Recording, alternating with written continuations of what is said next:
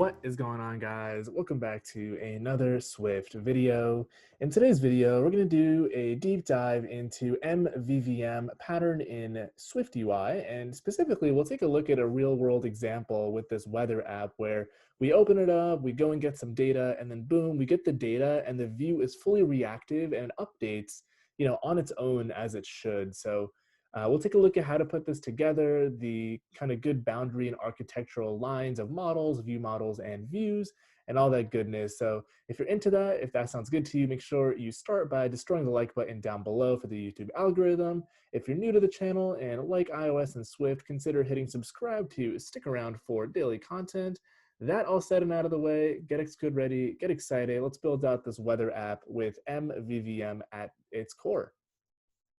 Quick pause before the video. This video is brought to you by iOSacademy.io.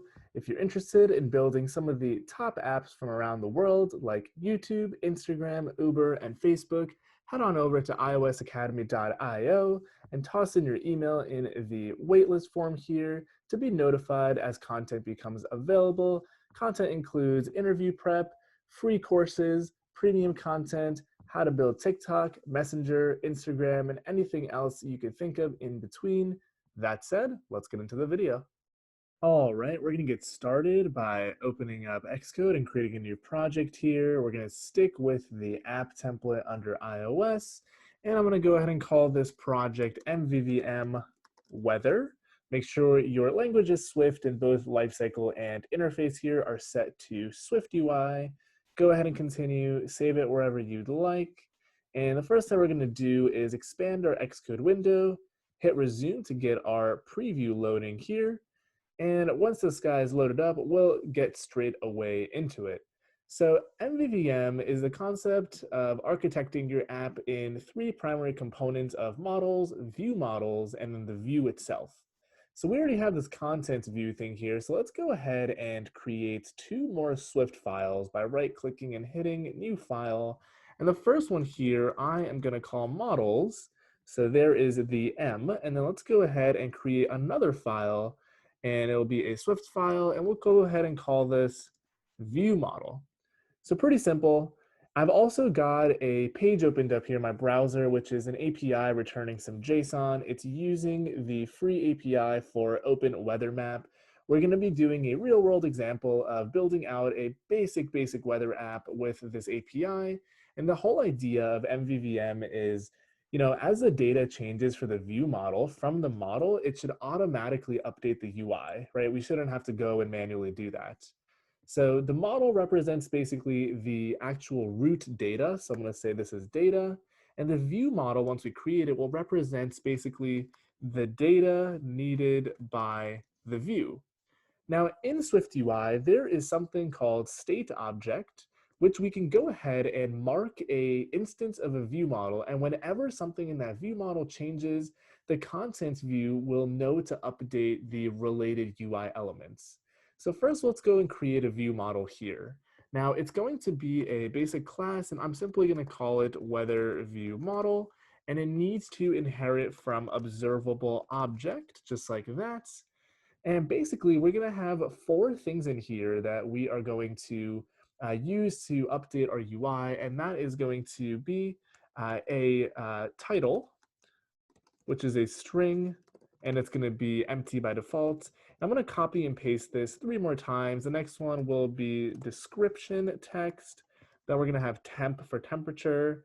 And then we'll also go ahead and have time zone on here. Now, what we also need to do is mark each of these properties as at published. Whoops, that's not what we want. We want at published. And basically what this is saying is every time that these properties go ahead and get updated, any view holding on to an instance of this view model will go ahead and update the respective UI. So here is our contents view. So I'm going to go ahead and create an instance of this. We'll say view model equals an instance of our weather view model. And we need to go ahead and prefix this as a state object, just like that. Now, before we actually go ahead and set up the API call and our model structs, let's build out a very basic user interface that's going to auto update itself. Now let's see what this preview is yelling at us about because it's not wanting to compile. There it goes, just being typical Xcode. I'm going to change this to be dark mode here. And let's go ahead and build out a super simple UI. Now, obviously, this whole concept and architecture scales quite a bit, so you can build out whatever you want with this approach, but I'm just going to have a navigation view here with a vertical stack. I'm going to give it a title of, let's say, weather MVVM. And then in here, we're just going to have 4 text labels. And the first one, instead of actually giving a text directly, we're going to get out of the view model the particular thing we want to show. So at first is going to be title. And let me just copy and paste it. Then we'll say basically description text. We'll have the temperature and then the time zone as well. Let me actually put the temperature at the top right next to the time zone so it looks a little better. And let's see, let's go ahead and also give each of these a nice larger font size. So I'm going to say the temperature or the time zone, let's say is 32. Temperature is probably the largest one. We'll say 44. And both of these guys will be 24 respectively, like that. So it looks pretty great. We don't see anything in our preview because we don't actually have any data there. If we wanted to see something, maybe instead of making these an empty string, we'll make it a dash by default. That way, if we go back to our contents view and give this a resume one more time, let's give it a sec to build and update the preview here. Let's try again. We should start seeing 4 dashes in there, just like that. So cool, let's go ahead and set up our API call. So once again, I've just got a URL to show the current weather in New York. We are going to make an API call. So we're going to make this API call whenever we instantiate our view model, which is basically whenever the view loads. So I am going to override the init and we're going to say fetch weather. Now this is going to have a function to fetch weather. And what we're going to do is create an API call. I've got a separate video, actually several separate videos on how to do a basic API call. So if you're not familiar with this stuff, I mean, feel free to follow along, but those videos might be useful to watch next. So we're going to create an API call with a URL and a completion handler. The completion handler will return data, a response, which we don't care about, and an error if anything goes wrong. And at the end here, we're going to say task.resume. Now we also need to create that URL. So we're going to create it right up here with the string that I copied from my browser. And we're going to say else return if we fail to create that URL for any reason. And let's see, we've got our task. We're starting it up with the resume call. In the closure, we're going to make sure we get data back. And we're also going to validate that an error didn't occur, hence saying error is nil. And now that we have data back, we need to convert the data to our model. Now, we only have a view model at the moment, which is just these 4 properties. We don't actually have a model. What we need to do is create them. So we're going to go into our models file, and I'm just separating them in files just for the sake of organization. But we want models that are going to mirror the JSON here. So I'm going to keep it pretty brief, which is why we're only doing 4 different properties there, but I am going to call this weather model. It'll be codable, and codable is the protocol we can use to convert JSON data directly into structs. And the first thing we're going to want is this time zone thing in here. So I'm going to bring that in and just paste it in. It needs to match identically with the type to work. The next thing we're going to want is the current weather, which looks to be another object. So I'm going to say current is current weather. Now this is going to be another sub model. So we're going to create it there just like that. And in this model, I think there's something called temp, which is a float for the temperature, which is somewhere in here, right about there. And then we also want to get the title and description, which is in this sub array of weather, and it has a main and description in it. So I'm going to go ahead and create that here. We'll say weather is an array of weather. Let's call it weather info. Now these names for the struct, you can go ahead and kind of make them up as you see fit. They don't need to match anything. But in here, we're going to have a main, which was a string, and a description, which is also a string.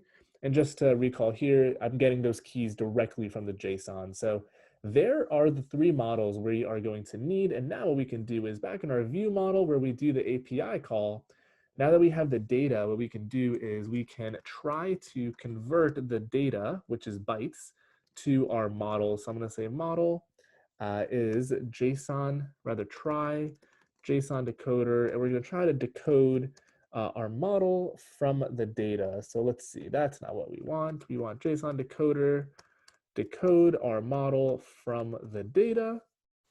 And if something goes wrong, we'll just go ahead and print out failed. Now that we've got the model, it's pretty darn simple, actually. What we want to do is we're just going to get out of the model these four properties and update their values. And the beauty of MVVM and Swift is because this is being observed as a state object here in our view, as soon as we update those published properties, our UI will update automatically. And we'll see that in just a moment. So now what we want to do is we want to update those published properties. Now we need to do that on the main thread since it's a requirement and also because it will drive UI updates. So let's go and update these one by one. So we'll say self.title, and our title is going to be our model dot weather, model dot current dot weather dot first dot main.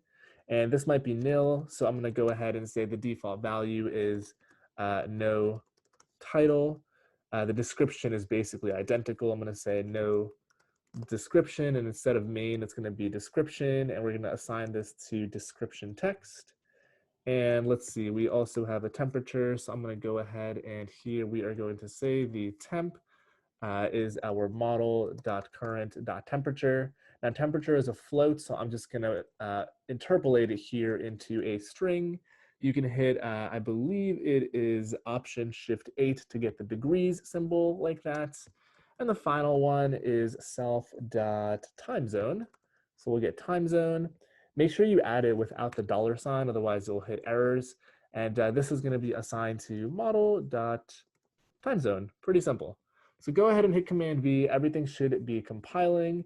Let's go back to our content view, and I suspect we can actually run this in the preview here. So right now when our app is idle, we have nothing, but as soon as I hit this live preview, it'll go ahead and kick off that API call, and boom, there is our data. So if we actually go and refresh this page to get the latest data, you'll see that it is New York. The temperature should match 24.8.